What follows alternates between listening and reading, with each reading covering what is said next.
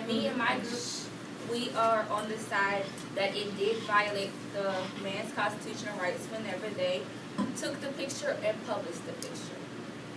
Okay. And my name is Shania Russell, and I am on the side that I feel like he did not violate the First Amendment because of what he posted and the pictures that went nationwide. Okay, so we have came to the conclusion that it did violate the First Amendment right because when the picture was, that was a very intimate moment. And everybody knows that 9/11 is very sensitive.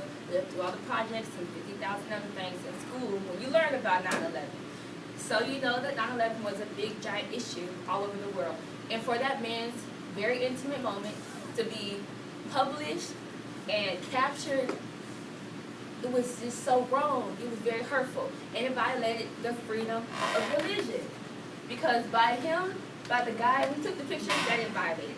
But whenever he posted the picture and then he looked for the guy that it was and he found him, he basically put out there that, okay, this guy, out of all the 3,000 something people that passed away that day, he went to hell because he jumped. And you saw that he jumped. So I feel like that violated the freedom of religion because the guy jumped.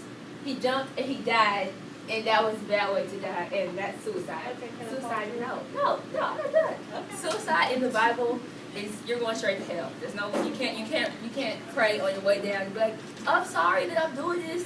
You can't do that. So I mean, Union was Catholic. So, Catholics get purgatory. So somebody could have prayed him out I'm of going to it. hit you with the code of ethics. Just saying.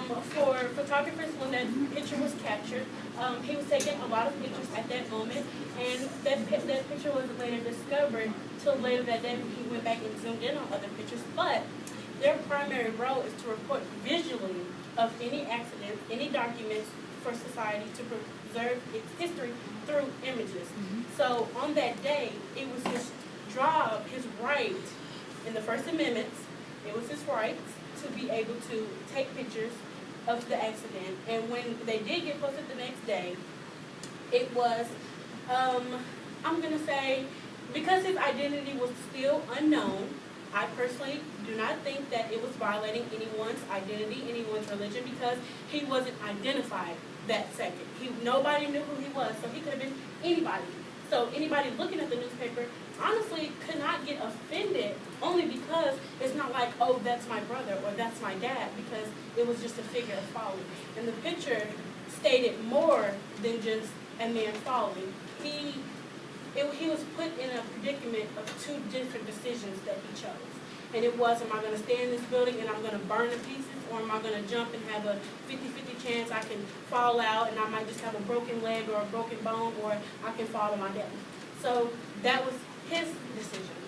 Now, well, about him publishing it, they shouldn't be coming at him because he didn't know who the man was. For him, that was just a powerful image, and it spoke to him, which he has that right of his opinions and his thought.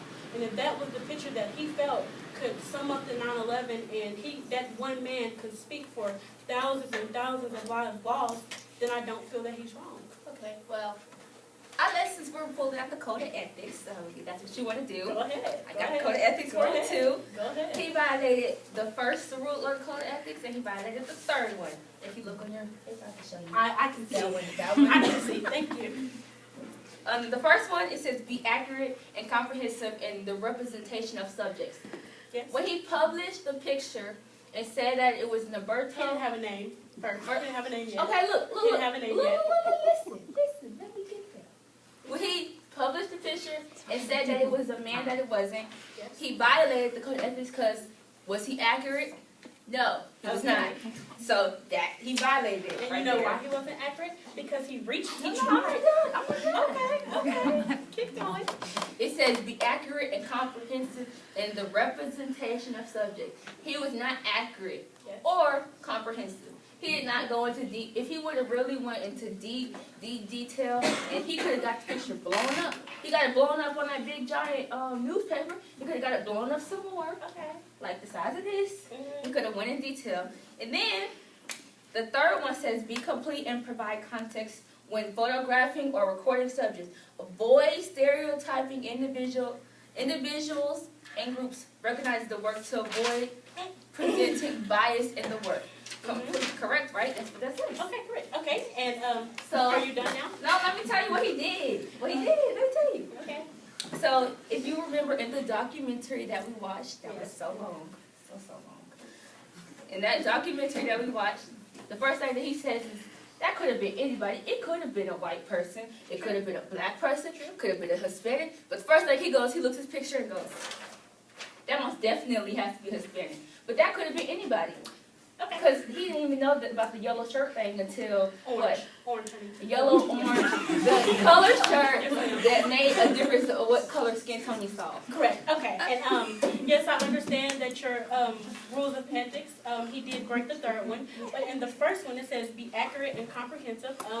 He didn't find out that he had an orange shirt on him until years later, and he recovered more pictures because he became obsessed with finding out the identity of this man because he wanted to write about this man. So the other pictures did not come to him till years later. But in that moment, he did narrow it down to the different skin tones. Now, when he had the idea of men, he was looking and searching, and he found one man that he felt really honestly fit the description. So he tried to reach out to that man's family, and they told him no. So in that moment, he still wanted to, have a name to that man, not to bash him, not to, disgrace his name, but he honestly felt that his picture was very powerful and it had powerful meaning. So some of the men's outside family, they actually said that yes, it was him. So he had confirmation. That's all he needed was confirmation. So at that point, that people in his family who knew him personally told him, yes, this is him. He took it and he ran with it. He made his publish, and years later, when he found other pictures, when he seen him taking his shirt off as he fell, he did discover the orange T-shirt. Now, he went back to try to talk to the other family. His main family asked him, what did he have on that day? And the mom told him word for word what he had on, and once he realized he had the wrong person, he told her she wanted his name to be clear because by him jumping in their religion means his soul is going to be dead. Okay, it may take him 16 years, but he tried, okay? So 16 years to retract something? Yes. 2 minutes.